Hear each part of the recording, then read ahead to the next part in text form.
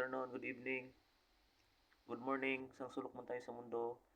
Ito naman po tayo sa ating minute devotion.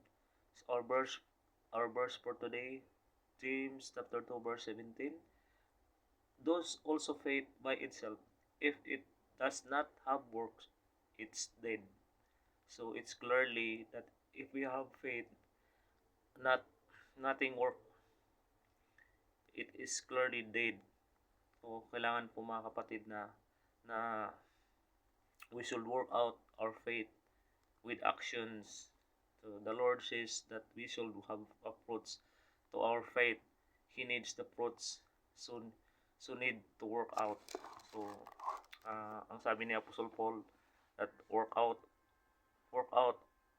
our own salvation.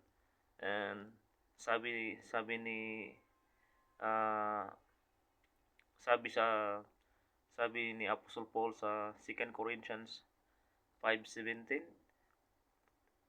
we live by faith, not by sight. So, the very important, our faith is to be worked out. So, kailangan po nating lakaran po ang ating panampalataya. So, yun lang po. So, let us pray. Dear Heavenly Father, O God, you are gracious, mighty God, O God.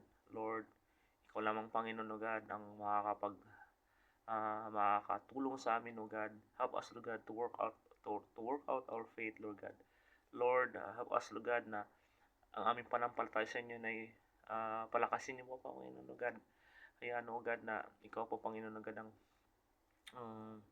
ang magbigay ng encouragement, Lord God, every day, Lord God, struggling, Lord, every day, Lord God, Lord, we overcome, Lord God, because you are on our side, Lord God. Lord, we thank you today, Lord God. Lord, protect us, Lord. Guide us, Lord God.